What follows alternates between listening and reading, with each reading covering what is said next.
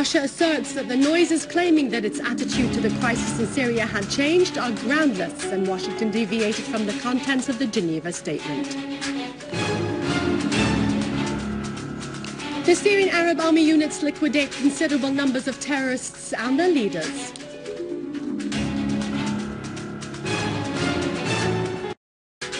Al-Halaqi discusses Syro-Iranian cooperation in the economic, trade and oil fields between Syria and Iran with Mr. Kazemi Khoury.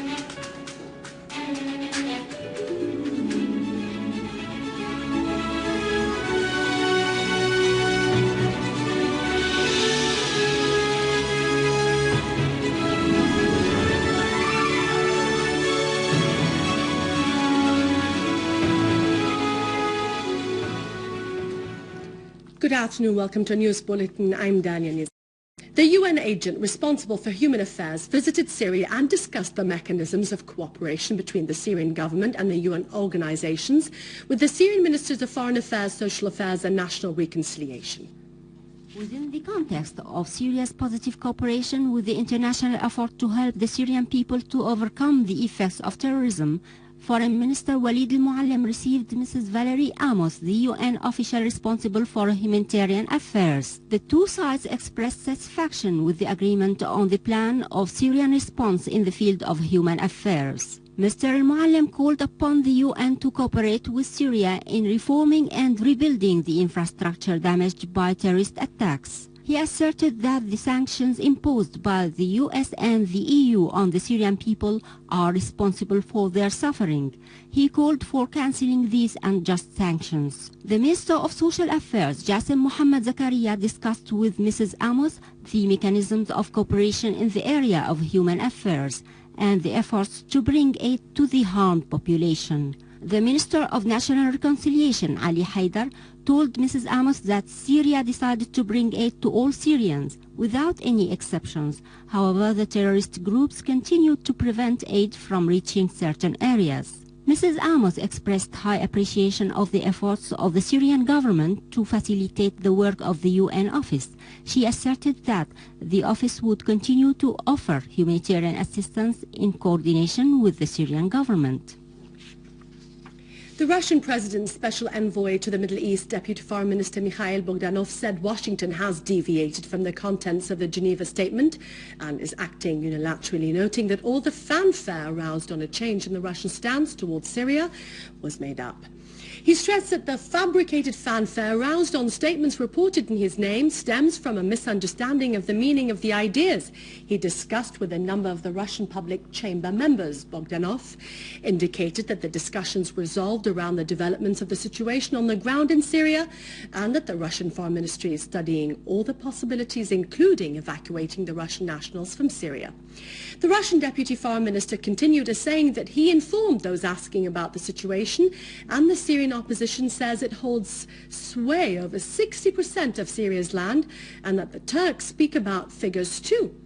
Bogdanov added that Moscow announced more than once, including statements of President Vladimir Putin, that it deals with the crisis in Syria on the basis of the Syrian people's interests. Iran's Foreign Minister Ali Akbar Salehi asserted that the actions of the West and some regional states in Syria are no more than a flagrant violation of all international norms, conventions and humanitarian values. He asserted that these countries were carrying out aggressive acts that could never be justified. He called attention to Iran's notification of this attitude to the UN and its envoy to Syria, Mr. Khadr al-Ibrahimi.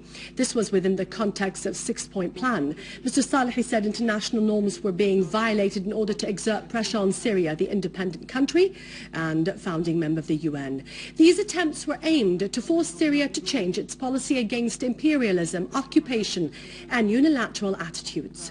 Mr. Salehi asserted that only the Syrian people have the legitimate right to determine the kind of system which should prevail in their country. He pointed out that Tehran continues to support and develop dialogue among the Syrians within the context of achieving national reconciliation. The Society of Journalists held a press conference in Antioch yesterday to denounce the practices of armed terrorist groups supported by Erdogan along the Syro-Turkish borders. The journalists asserted that the area has become a place of terrorism, threatening the sons of the two people in both Syria and Turkey. They pointed out that Erdogan's government was responsible for bringing terrorists to Ariyahania and turning it into a training center. This was causing deep concern among the Turkish people in the neighborhood, who are already suffering from bad living conditions, while the terrorists have everything and smuggle goods from various countries without any inspection. They are behaving with complete freedom, and the Turkish people in this area are the real victims.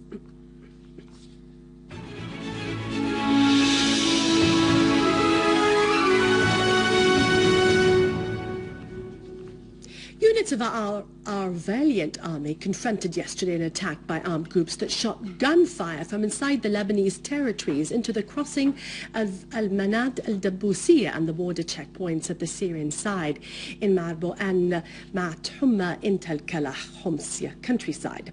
Our army units dealt direct blows to those terrorist groups, inflicting heavy injuries among them and forcing the rest to flee away into the Lebanese territories. With the cooperation of the residents of Barzi al-Balad area in Damascus, Syrian Arab Army engineering units dismantled a car bomb weighing nearly 1,000 kilograms of highly explosive material. The car was parked in a popular market there. The residents of the neighborhood condemned such criminal acts, pointing out that the aim behind that is to kill a large number of civilians. They affirmed that terrorism would never undermine their steadfastness in the face of the aggression targeting Syria. In Aleppo, Syrian army units killed a number of armed men in Handarat, the highway leading to the central prison of Aleppo. On the main Aleppo-Damascus highway, a Syrian army unit killed an armed man driving a van. The army unit also seized grenades, ammunition, explosive charges, and documents inside the vehicle. Some of the documents were Turkish.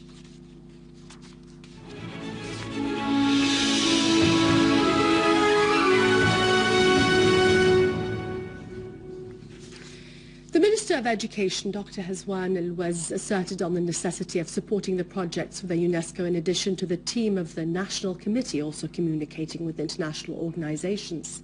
During meeting with members of the National Committee for Education, Science and Culture, he indicated that the ministry seeks to achieve the highest rate in school enrollment and provide means needed for applying the obligatory education.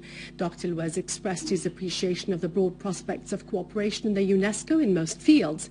In his turn, the National Committee Secretary of the UNESCO, Dr. Nidal Hassan, showed a graphical representation of the National Committee's activities in the year 2005 till the year 2012, in addition to the events undertaken by the committee during the past 6 months and events which are to be held with the UNESCO.